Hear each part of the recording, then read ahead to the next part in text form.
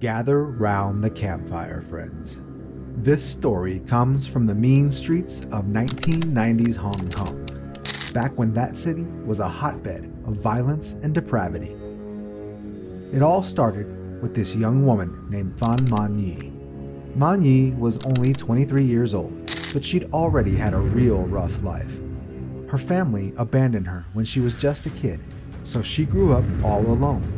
With no one to care for her and no opportunities ahead, Man Yee fell deep into drug addiction while she was still a teenager.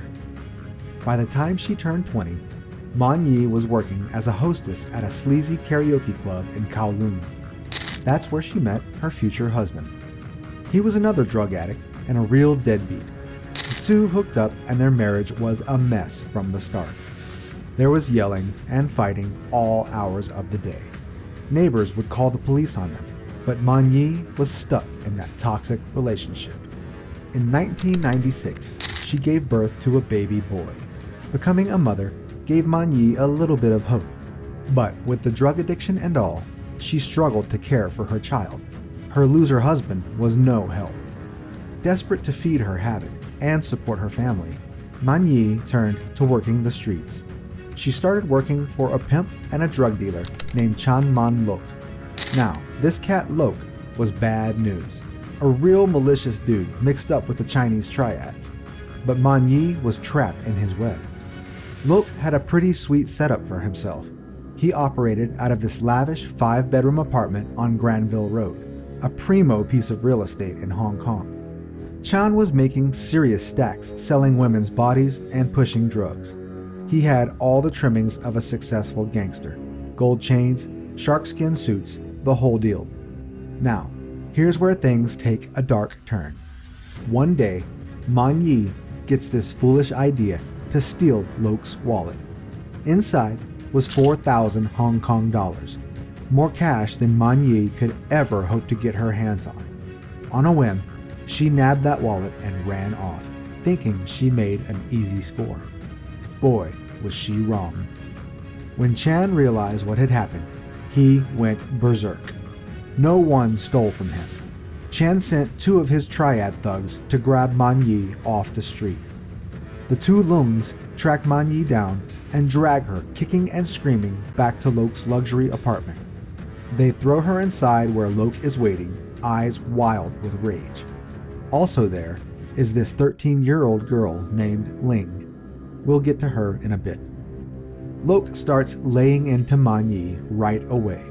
The beating is savage, blows raining down on her from all sides. And when fists weren't enough, Lok and his boys lit up some meth pipes. If you know about meth, you know once that drug grabbed hold, these dudes were capable of anything. Over the next few weeks, Man Yee became their prisoner and plaything. Each evening when the triad members came back to the apartment, they'd get all methed up and take turns beating and torturing Man Yee in horrific ways. I'll spare you the gruesome details, but they did some sick stuff to that poor woman. Occasionally, that 13-year-old girl Ling would even join in.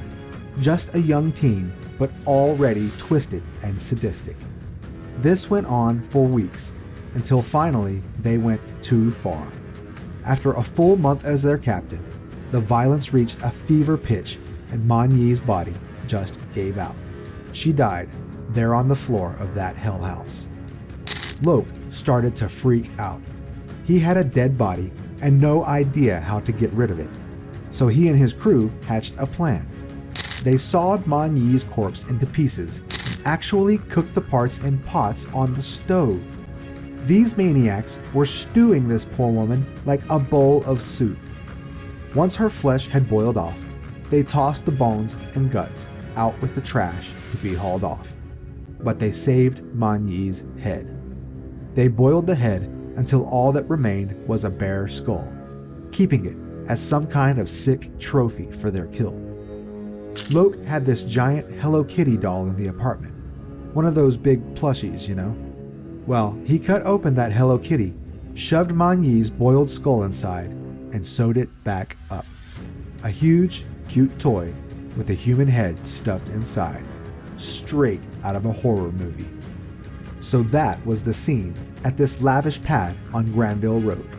Meth smoke in the air, tables littered with drugs and porn magazines, a pot of human stew boiling on the stove, and a grisly Hello Kitty doll leering from the corner. Meanwhile, Man Yee's husband and young son have no clue what happened to her. She just disappeared without a trace, and it seemed she'd stay missing forever.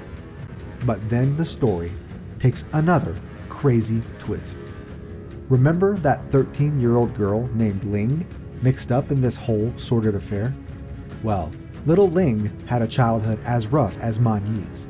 She ran away from an abusive home and wound up living with Chan Lok in his luxury apartment. Ling became another one of Lok's girls. Even at her young age, he made her work the streets to earn him money.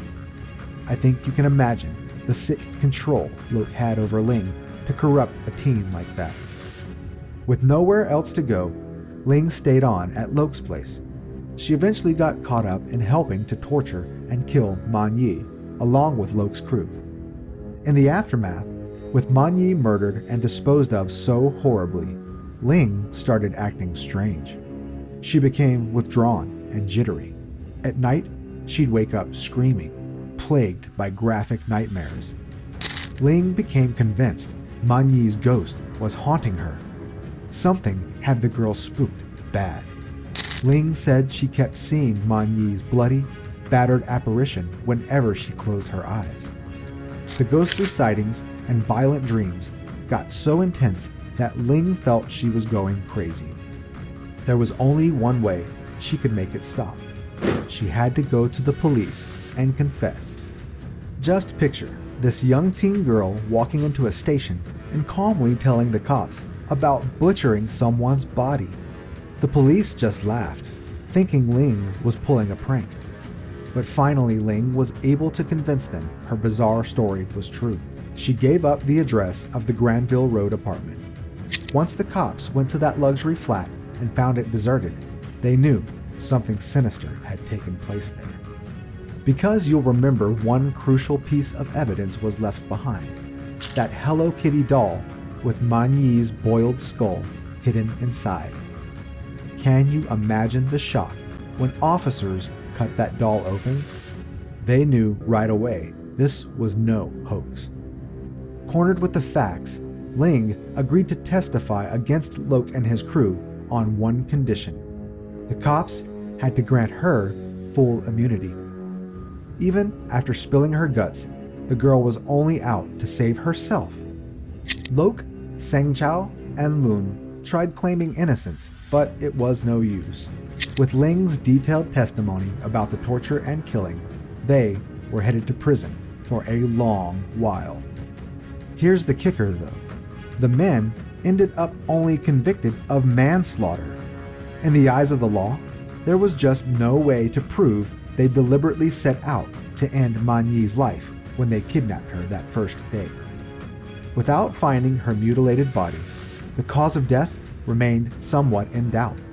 And with Ling being painted as an unreliable witness, just a meth head teen girl, the specifics around intent and motivation were hazy. So Chan Lok and his triad boys got manslaughter convictions instead of murder. Justice wasn't perfectly served for Man Yee, but I guess you take what you can get. And Ling?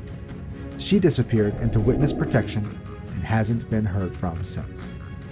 Even all these years later, this spine-tingling case continues to shock and captivate, all because of that ghoulish Hello Kitty doll with a real human skull stuffed inside.